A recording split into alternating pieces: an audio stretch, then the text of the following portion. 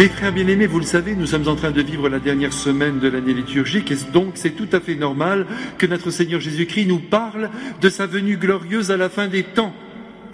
Et c'est très important, mes frères, de ne pas perdre de vue ce terme qui nous permet de relativiser toutes les souffrances et toutes les difficultés que nous rencontrons ici-bas, parce que, à la fin, tout sera merveilleux et nous serons dans les bras du Christ. Avez-vous pensé aujourd'hui à la venue de Jésus possible ? Non, moi non plus. Avez-vous pensé que peut-être ce soir vous alliez mourir ? Non, moi non plus. D'ailleurs, j'ai des projets pour demain matin. Mais en même temps, voyez mes frères, ce serait merveilleux que nous vivions dans cette anxiété, mais attention, cette anxiété joyeuse de savoir que le Seigneur peut débouler d'un instant à l'autre et nous emporter dans son royaume.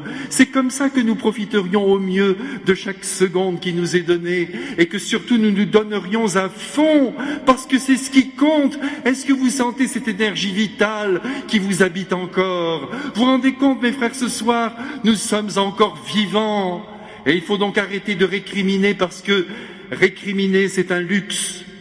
On s'imagine qu'on va vivre ici, qu'on a tous les droits, encore pour des années, mais nous n'en savons rien. Profitons de ce qui nous est donné, c'est là l'essentiel, sans perdre de vue ce retour possible de notre Seigneur qui nous aime tant et qui nous prépare quelque chose de fabuleux. Alors mes frères, c'est donc entendu, alors que nous allons passer dans une nouvelle année liturgique, que nous allons entrer dans ce temps magnifique de l'Avent, il faut déjà que dans notre cœur, nous disions à Jésus, mais nous vous attendons Seigneur, venez, venez rapidement, même si cela va contrarier en quelque sorte nos quelques projets, ce n'est pas grave, ce qui compte c'est vous, ce n'est pas nous, ce qui compte c'est notre éternité. Est-ce que vous y pensez parfois mes frères à votre éternité ? Ne me dites pas que non. Là, non, je vous en supplie, pensez que des années, que dis-je, des siècles, des millénaires nous attendent, des millénaires de bonheur. Alors sur la terre, je vous en supplie, profitez bien de ces quelques années, de ces quelques secondes qui nous restent à vivre.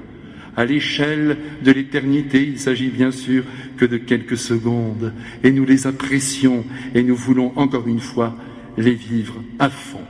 Jésus en appelle ce soir à notre intelligence et il l'a dit à sa génération, mais il nous le dit ce soir, quand vous voyez un beau figuier, c'est un exemple qu'il prend, il pourrait prendre n'importe quel arbre, un beau figuier qui bourgeonne, vous avez compris que l'été approche. Elle est très importante, mes frères, cette image que Jésus prend, car vous savez, mes frères, que les bourgeons, ce sont des excroissances qui donnent naissance aux branches, aux feuilles, aux fleurs et aux fruits. Voilà ce qui nous attend. Une merveille de printemps. Jésus nous dit que c'est l'été. Bon, mais c'est la même chose. Une belle saison. Ça bourgeonne pour la vie éternelle. Et ces bourgeons, que sont-ils ici-bas ? Jésus nous l'a dit. Ce sont les guerres, ce sont les désordres, ce sont les persécutions réservées aux chrétiens, ce sont les épidémies de peste et les famines. Ça, ce sont les bourgeons qui donnent naissance à la vie éternelle. Cela semble tout à fait paradoxal, mais c'est ce que Jésus nous dit et nous devons l'accueillir profondément. Jésus dit, lorsque vous verrez arriver tout cela, tout ce que je viens de vous dire, eh bien sachez que le royaume de Dieu est tout proche. Alors mes frères, nous nous préparons pour la belle saison d'été. Ouvrons très grand notre cœur, mes frères bien-aimés, pour accueillir cette floraison magnifique de la vie éternelle. Je compte sur vous, mes frères, et plus encore Jésus. Je suis là pour dire à votre cœur que vous devez avoir confiance. Aujourd'hui, je suis allé à l'hôpital voir une personne dont les jours sont comptés. Si vous aviez vu dans son cœur comme elle était belle, elle savait que prochainement, sans doute, elle rejoindrait le roi des rois et en attendant, elle se préparait. Et nous devons, nous aussi, mes frères, nous préparer. Nous devrions marcher sur la terre avec toujours notre petite valise à la main, avec, je l'espère, beaucoup d'actes d'amour à l'intérieur, de bonne volonté et encore de joie, en nous disant que Jésus nous attend. C'est ça qui compte. Alors c'est clair, mes frères, nous attendons la venue de Jésus. Et nous nous préparons.